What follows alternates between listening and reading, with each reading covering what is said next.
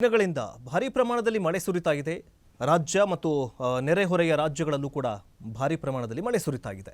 ಕಳೆದ ಒಂದು ವಾರದಿಂದ ಬೆಂಗಳೂರಲ್ಲಿ ಸುರಿದಂತಹ ಮಳೆಗೆ ಒಂಚೂರು ಈಗ ಬ್ರೇಕ್ ಬಿದ್ದಂತೆ ಕಾಣಿಸ್ತಾ ಇತ್ತು. ಆದರೆ ಈಗ ಮತ್ತೆ ರಾಜ್ಯಾದ್ಯಂತ ಮುಂಗಾರು ಪೂರ್ವ ಮಳೆ ಮತ್ತೆ ಆರ್ಭಟ ಶುರು ಮಾಡಿದೆ. 15 ದಿನಗಳ ಮುಂಚೆಗೆ ಮುಂಗಾರು ಮಳೆ ಶುರುವಾಗಿದ್ದು ಈಗ ಮತ್ತಷ್ಟು ಆತಂಕ ಸೃಷ್ಟಿ ಮಾಡಿದೆ.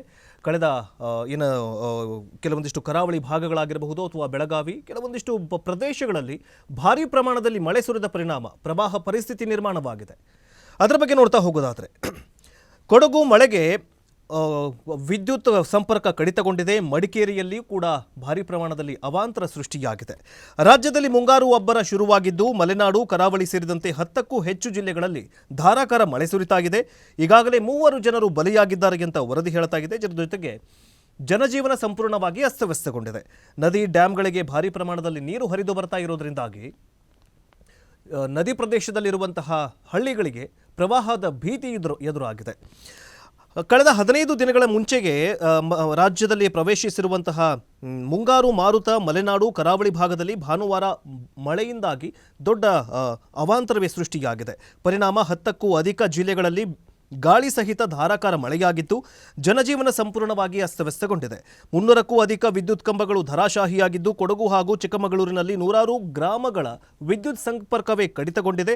ಜೊತೆಗೆ ಮನೆಗಳಿಗೂ ಕೂಡ ಹಾನಿಗೊಳಗಾಗಿದ್ದಾವೆ.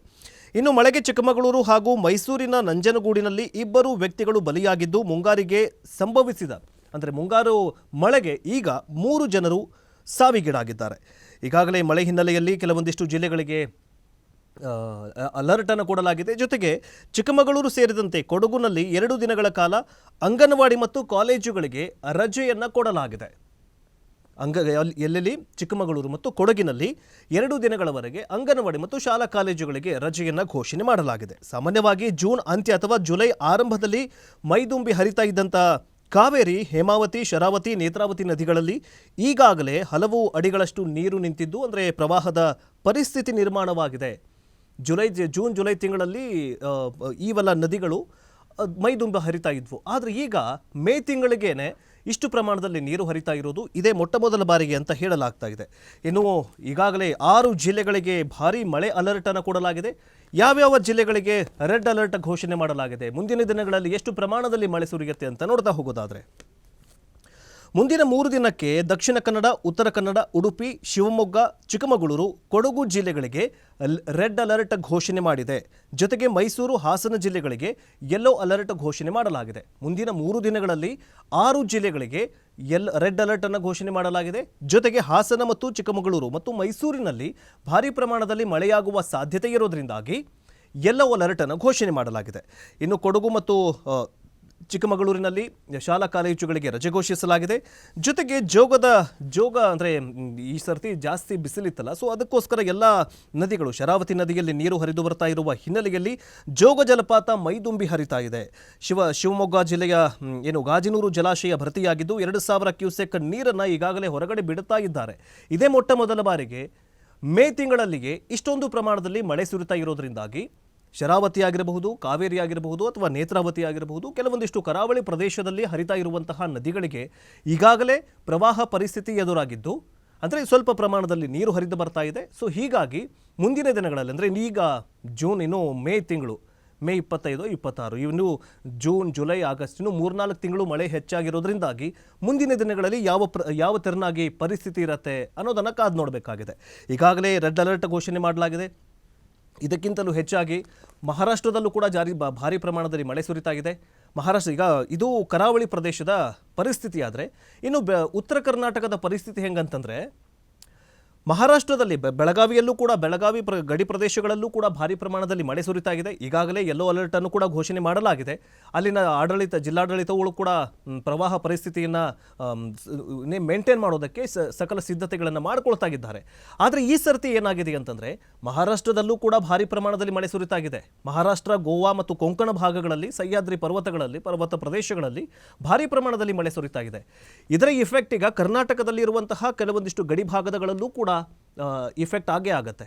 ಅಫ್ಕೋರ್ಸ್ ಈಗ ಬೆಳಗಾವಿಯಲ್ಲಿ ಮಳೆ ಇಲ್ಲ ಅಂತಂದ್ರೂ ಮಹಾರಾಷ್ಟ್ರದಲ್ಲಿ ಮಳೆ ಬಿದ್ದರೆ ಅದು ಬೆಳಗಾವಿಯಲ್ಲಿ ಅಫ್ಕೋರ್ಸ್ ಪ್ರವಾಹ ಪರಿಸ್ಥಿತಿ ನಿರ್ಮಾಣವಾಗುತ್ತೆ. ಯಾಕಂದರೆ ವೇದಗಂಗಾ, ದೂದಗಂಗಾ ಮತ್ತು ಕೃಷ್ಣ ಇವೆಲ್ಲ ನದಿಗಳು ಮಹಾರಾಷ್ಟ್ರದಿಂದಲೇ ಹರಿದು ಬರುತ್ತೆ. ಸೊ ಅದಕ್ಕೋಸ್ಕರ ಈ ಸರ್ತಿ ಏನಾಗಿದೆ ಅಂತಂದರೆ ಮಹಾರಾಷ್ಟ್ರದಲ್ಲೂ ಕೂಡ ಮಳೆ ಬೀಳ್ತಾ ಇದೆ, ಕರ್ನಾಟಕದಲ್ಲೂ ಕೂಡ ಮಳೆ ಸುರಿತಾ ಇದೆ. ಅದರಲ್ಲೂ ಗಡಿಭಾಗವಾಗಿರುವಂತಹ ಈ ಬೆಳಗಾವಿ, ವಿಜಯಪುರ, ರಾಯಚೂರು ಕೆಲವೊಂದಿಷ್ಟು ಕಡೆಗಳಲ್ಲಿ ಭಾರಿ ಪ್ರಮಾಣದಲ್ಲಿ ಮಳೆ ಸುರಿತಾ ಇದೆ. ಸೊ ಹೀಗಾಗಿ ಮುಂದಿನ ದಿನಗಳಲ್ಲಿ ಈಗೇನು ಮುಂಗಾರು ಮಳೆ ಶುರುವಾದರೆ ಯಾವ ತೆರನಾಗಿ ಮಳೆ ಸುರಿಯುತ್ತೆ, ಎಷ್ಟು ಪ್ರಮಾಣದಲ್ಲಿ ಪ್ರವಾಹ ಪರಿಸ್ಥಿತಿ ನಿರ್ಮಾಣವಾಗುತ್ತೆ, ಎಲ್ಲೆಲ್ಲಿ ಎಷ್ಟೆಷ್ಟು ಪ್ರಮಾಣದಲ್ಲಿ ಈಗಾಗಲೇ ಕೆಲವೊಂದಿಷ್ಟು ಸೂಕ್ಷ್ಮ ಅತಿ ಸೂಕ್ಷ್ಮ ಪ್ರದೇಶಗಳು ಅಂತ ಇದ್ದಾವೆ. ಪ್ರವಾಹ ಎದುರಾಗುವಂತಹ ಸೂಕ್ಷ್ಮ ಅತಿ ಸೂಕ್ಷ್ಮ ಪ್ರದೇಶಗಳನ್ನು ಗುರುತು ಮಾಡಿದೆ. ಸೊ ಇವೆಲ್ಲವೂ ಕೂಡ ಏನಂತಂದರೆ ಪೂರಕ ಎಂಬಂತೆ ಮುಂದಿನ ದಿನಗಳಲ್ಲಿ ಮಹಾಪೂರದ ಮುನ್ಸೂಚನೆಯನ್ನು ಕೊಡ್ತಾ ಇದೆಯಾ ಪ್ರಕೃತಿ ಅನ್ನುವಂತಹ ಪ್ರಶ್ನೆ ಮೂಡೋದು ಸಹಜ. ಈಗಾಗಲೇ ಏನಾಗಿದೆ, ಕೆಲವೊಂದಿಷ್ಟು ಕಡೆಗಳಲ್ಲಿ ರೆಡ್ ಅಲರ್ಟ್ ಅನ್ನು ಕೊಡಲಾಗಿದೆ. ಜೊತೆಗೆ ಮೇ 26ಕ್ಕೆ ಉತ್ತರ ಕನ್ನಡ, ಉಡುಪಿ ಮತ್ತು ದಕ್ಷಿಣ ಕನ್ನಡ, ಚಿಕ್ಕಮಗಳೂರು, ಕೊಡಗು ಹಾಗೂ ಶಿವಮೊಗ್ಗಗೆ ರೆಡ್ ಅಲರ್ಟ್ ಘೋಷಣೆ ಮಾಡಲಾಗಿದೆ. ಜೊತೆಗೆ ಧಾರವಾಡ, ಗದಗ, ಹಾವೇರಿ, ಹಾಸನ, ಮೈಸೂರು ಜಿಲ್ಲೆಗಳಿಗೆ ಯೆಲ್ಲೋ ಅಲರ್ಟ್ ಅನ್ನು ಘೋಷಣೆ ಮಾಡಲಾಗಿದೆ. ಇನ್ನು ಮೇ 27ನೇ ತಾರೀಕು ಉತ್ತರ ಕನ್ನಡ, ಉಡುಪಿ ಮತ್ತು ದಕ್ಷಿಣ ಕನ್ನಡ, ಚಿಕ್ಕಮಗಳೂರು, ಕೊಡಗು ಮತ್ತು ಶಿವಮೊಗ್ಗ ಜಿಲ್ಲೆಗಳಿಗೆ ರೆಡ್ ಅಲರ್ಟ್ ಘೋಷಣೆ ಮಾಡಲಾಗಿದೆ. ಜೊತೆಗೆ ಬೆಳಗಾವಿ, ಧಾರವಾಡ ಜಿಲ್ಲೆಗಳಿಗೆ ಆರೆಂಜ್ ಅಲರ್ಟ್ ಮತ್ತು ವಿಜಯನಗರ ಮತ್ತು ಗದಗ ಹಾಗೂ ಬಾಗಲಕೋಟೆ ಜಿಲ್ಲೆಗಳಿಗೆ ಯೆಲ್ಲೋ ಅಲರ್ಟ್ ಘೋಷಣೆ ಮಾಡಲಾಗಿದೆ. ಅಂದರೆ 26ರಿಂದ 28ರವರೆಗೆ ಮುಂದಿನ 3 ದಿನಗಳವರೆಗೆ ಇಡೀ ಕರ್ನಾಟಕದಾದ್ಯಂತ ಎಲ್ಲ ಜಿಲ್ಲೆಗಳಿಗೆ ಮಳೆ ಸುರಿಯುವ ಸಾಧ್ಯತೆ ಇದೆ ಅಂತ ಈಗಾಗಲೇ ಹವಾಮಾನ ಇಲಾಖೆ ಮುನ್ನೆಚ್ಚರಿಕೆಯನ್ನು ಕೊಟ್ಟಿದೆ. ಇನ್ನು ಮೇ 28ನೇ ತಾರೀಕು ಯಾವ್ಯಾವ ಕಡೆಗಳಲ್ಲಿ ಯಾವ್ಯಾವ ಜಿಲ್ಲೆಗಳಲ್ಲಿ ಅಲರ್ಟ್ ಅನ್ನು ಕೊಡಲಾಗಿದೆ ಅಂತ ನೋಡ್ತಾ ಹೋಗೋದಾದರೆ, ದಕ್ಷಿಣ ಕನ್ನಡ, ಚಿಕ್ಕಮಗಳೂರು, ಕೊಡಗು ಜಿಲ್ಲೆಗಳಿಗೆ ರೆಡ್ ಅಲರ್ಟ್ ಘೋಷಣೆ ಮಾಡಿದರೆ, ಉಡುಪಿ ಮತ್ತು ಉತ್ತರ ಕನ್ನಡ, ಬೆಳಗಾವಿ, ಧಾರವಾಡ ಜಿಲ್ಲೆಗಳಿಗೆ ಆರೆಂಜ್ ಅಲರ್ಟ್ ಘೋಷಣೆ ಮಾಡಲಾಗಿದೆ. ಜೊತೆಗೆ ವಿಜಯನಗರ, ಶಿವಮೊಗ್ಗ, ಮೈಸೂರು, ಹಾಸನ, ಚಾಮರಾಜನಗರ, ಯಾದಗಿರಿ, ರಾಯಚೂರು, ಕೊಪ್ಪಳ, ಕಲಬುರಗಿ ಮತ್ತು ಬೀದರ್ ಜಿಲ್ಲೆಗಳಿಗೆ ಯೆಲ್ಲೋ ಅಲರ್ಟ್ ಘೋಷಣೆ ಮಾಡಲಾಗಿದೆ. ಅಂದರೆ 26ನೇ ತಾರೀಕಿನಿಂದ 28ರವರೆಗೆ, ಮೇ 28ರವರೆಗೆ ಎಲ್ಲ ರಾಜ್ಯಗಳು ಅಂದರೆ ಎಲ್ಲ ಜಿಲ್ಲೆಗಳಲ್ಲಿ ಭಾರೀ ಪ್ರಮಾಣದಲ್ಲಿ ಮಳೆ ಸುರಿಯುವ ಸಾಧ್ಯತೆ ಇದೆ ಅಂತ ಹವಾಮಾನ ಇಲಾಖೆ ಮುನ್ಸೂಚನೆಯನ್ನು ಕೊಟ್ಟಿದೆ.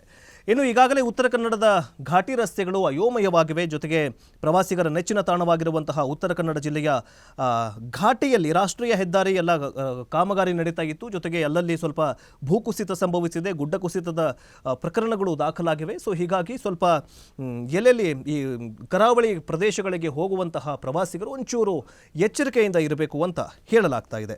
ಇನ್ನು ತ್ರಿವೇಣಿ ಸಂಗಮವೂ ಕೂಡ ಭರ್ತಿಯಾಗಿದೆ. ಜೊತೆಗೆ ಕೊಡಗು ಜಿಲ್ಲೆಯಾದ್ಯಂತ ಕಳೆದ 2 ದಿನಗಳಿಂದ ಕುಂಭದ್ರೋಣ ಮಳೆ ಸುರಿತಾಗಿದೆ.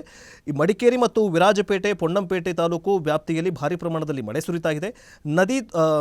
ನದಿ ತೊರೆಗಳು ಉಕ್ಕಿ ಹರಿತಾ ಇವೆ. ಕಳೆದ ಹಲವಾರು ವರ್ಷಗಳಲ್ಲಿ ಮೊಟ್ಟ ಮೊದಲ ಬಾರಿಗೆ ಮೇ ತಿಂಗಳಲ್ಲೇ ಈ ಒಂದು ಮಳೆ ಶುರುವಾಗಿದೆ, ಮುಂಗಾರು ಮಳೆ ಶುರುವಾಗಿದೆ ಅಂತ ಅಲ್ಲಿನ ಜನರು ಹೇಳ್ತಾ ಇದ್ದಾರೆ. ಜೊತೆಗೆ ಮನೆಗಳಿಗೆ ಕೂಡ ಹಾನಿಯಾಗಿದೆ. ಕೆಲವೊಂದಿಷ್ಟು ನದಿ ಪಾತ್ರದಲ್ಲಿರುವಂತಹ ಜನರು ಈಗ ಪ್ರವಾಹಕ್ಕೆ ತುತ್ತಾಗುವ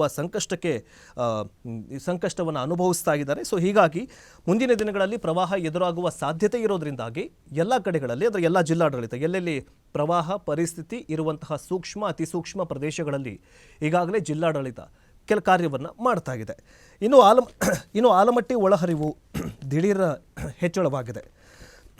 ಮಹಾರಾಷ್ಟ್ರದ ಕೃಷ್ಣಾ ಅಚ್ಚುಕಟ್ಟು ಪ್ರದೇಶಗಳಲ್ಲಿ ಸುರಿತಾ ಇರುವಂತಹ ಭಾರೀ ಪ್ರಮಾಣದ ಮಳೆಯಿಂದಾಗಿ ಕೃಷ್ಣಾ ನದಿಗೆ ಒಳಹರಿವು ನೀರು ಬರ್ತಾ ಇದೆ. ಆಲಮಟ್ಟಿ ಜಲಾಶಯಕ್ಕೆ ಒಳಹರಿವಿನ ಪ್ರಮಾಣ ಭಾನುವಾರ ಮತ್ತಷ್ಟು ಹೆಚ್ಚಳವಾಗಿದೆ.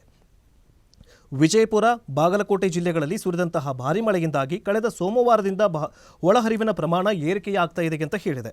ಕಳೆದ 3 ದಿನಗಳಿಂದ ಮಹಾರಾಷ್ಟ್ರದ ಕೃಷ್ಣಾ ಅಚ್ಚುಕಟ್ಟು ಪ್ರದೇಶಗಳಲ್ಲಿ ವ್ಯಾಪಕವಾಗಿ ಮಳೆ ಸುರಿತಾ ಇದ್ದು ಕೃಷ್ಣಾ ನದಿಗೆ ಜೀವಕಳೆ ಬಂದಿರೋದೇನೋ ನಿಜ, ಆದರೆ ಆಲಮಟ್ಟಿಗೆ ಭಾರಿ ಪ್ರಮಾಣದಲ್ಲಿ ನೀರು ಹರಿದು ಬರ್ತಾ ಇದೆ. ಅದು ಎಷ್ಟರ ಮಟ್ಟಿಗೆ ಅಂತಂದರೆ ಗರಿಷ್ಠ 519.60 ಮೀಟರ್ ಎತ್ತರದಲ್ಲಿ 123.081 TMC ನೀರು ಸಂಗ್ರಹ ಸಾಮರ್ಥ್ಯ ಇರುವಂತಹ ಆಲಮಟ್ಟಿ ಜಲಾಶಯದಲ್ಲಿ ಭಾನುವಾರ 27.284 TMC ನೀರು ಸಂಗ್ರಹವಾಗಿತ್ತು. ಒಳಹರಿವು 34,939 ಕ್ಯೂಸೆಕ್ ಇಗಿತ್ತು. ಜೊತೆಗೆ ಮುಂದಿನ ಅಂದರೆ ಮೇ 22ರಂದು ಕೊಯ್ನಾದಿಂದ 111 TMC ನೀರನ್ನು ಮತ್ತು ಮಹಾಬಳೇಶ್ವರ ಅಂದರೆ ನವಜಾದಲ್ಲಿರುವಂತಹ 95 mm, ಮಹಾಬಳೇಶ್ವರದಲ್ಲಿ 95 mm ಮಳೆ ಸುರಿದಿದೆ. ಹೀಗಾಗಿ ಕೊಯ್ನಾ ಜಲಾಶಯದಿಂದ ಅತಿ ಹೆಚ್ಚಿನ ಪ್ರಮಾಣದಲ್ಲಿ ನೀರನ್ನು ಬಿಡಲಾಗ್ತಾ ಇದೆ. ಎಲ್ಲಿ?